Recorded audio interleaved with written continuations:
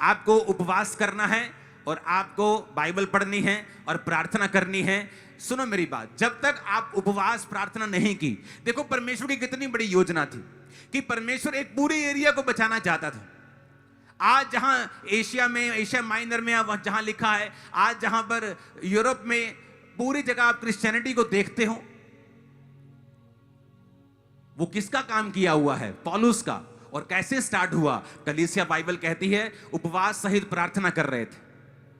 Imagine करो कितने काम रुके हुए हैं, कितने काम परमेश्वर करना चाहता है और कर नहीं पाता। क्यों? क्योंकि जब तक आप उपवास सहित प्रार्थना नहीं करते और डेडिकेट नहीं होकर बैठते कि ये 3 दिनों में हमें कोई काम नहीं करना, कोई पढ़ाई छूटने वाली नहीं है 3 दिनों में,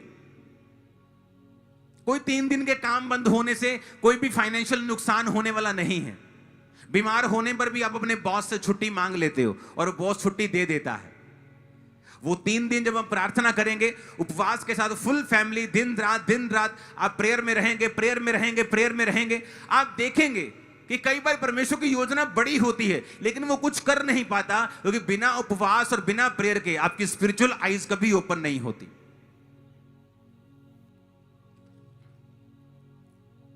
लूका 22 उसकी 35 में लिखा है, फिर उसने उनसे कहा। किसने उनसे कहा? यीशु ने।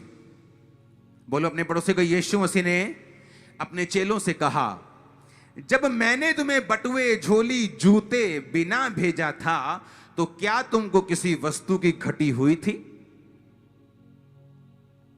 इसकी अगली आयत भी निकाल के रखो जरा, और अगर है तो उसे स्क्रीन पे दे दो। उन्होंने कहा किसी वस्तु की नहीं। क्या कहा उन्होंने? परमेश्वर ने क्या पूछा? परमेश्वर कहता मैंने तुम्हें एक मिशनरी यात्रा में भेजा और मैंने तुम्हें बटुआ नहीं लेने दिया, झोली नहीं लेने दी, जूते नहीं लेने दिए एक्स्ट्रा। क्या तुम्हें किसी चीज की घटी हुई?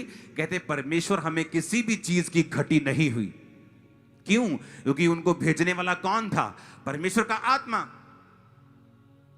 परमेश्वर भेजने वाला था उनको। आज किन लोगों की लाइफ में घटी है? जिनको परमेश्वर ने नहीं भेजा, जो काम कर रहे हैं वो जानते नहीं कि परमेश्वर की अगुवाई इसमें है कि नहीं है।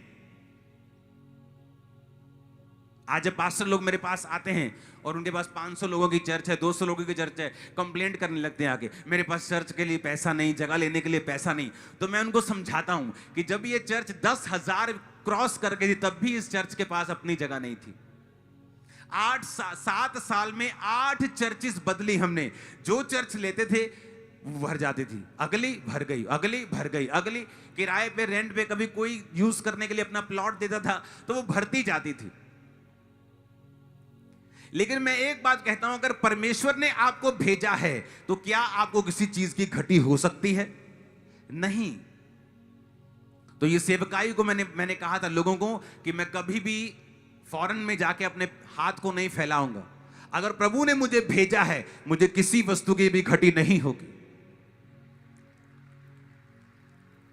पहले तो अपनी पॉकेट से चर्च के लिए मैं खर्चा करता था कि जब तक थोड़ी सी दरियां, थोड़ा सा टेंट है, थोड़ा सा साउंड है, तो मेरी पॉकेट मनी से। जब लोग बढ़ने शुरू हुए तो तब चर्च में ऑफरिंग कलेक्ट होनी शुरू हुई थी। उससे पहले ऑफरिंग भी कलेक्ट नहीं होती थी। बक्सा लगा रहता था पीछे, जिसने डालना है डाल दो।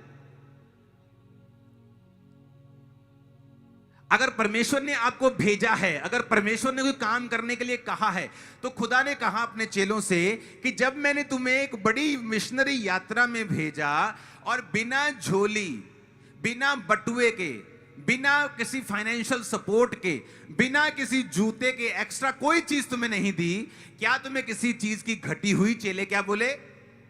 कहते किसी वस्तु की नहीं। दे सेड नथिंग, कुछ भी कमी नहीं थी। तो आज का विश्वासी, क्या आप जानते हैं कि परमेश्वर आपको कहां भेज रहा है? किस पढ़ाई के एंगल में आपको मेडिकल करने के लिए कह रहा है कि नॉन मेडिकल?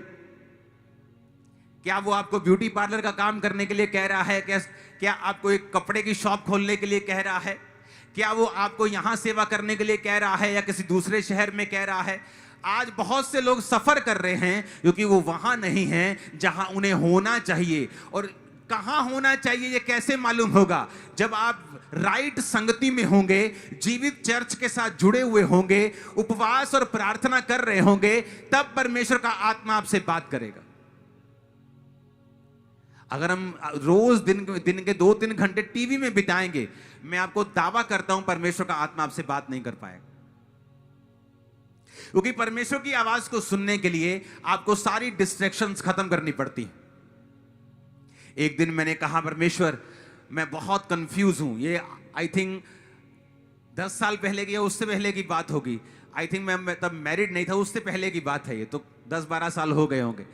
तो मैं परमेश्वर मुझे मेरी चर्च सबसे बड़ी हो चुकी थी, पंजाब की सबसे बड़ी चर्च थी। मैंने कहा परमेश्वर मुझे तसल्ली नहीं, मुझे गाइड कर, मेरी अगुवाई कर।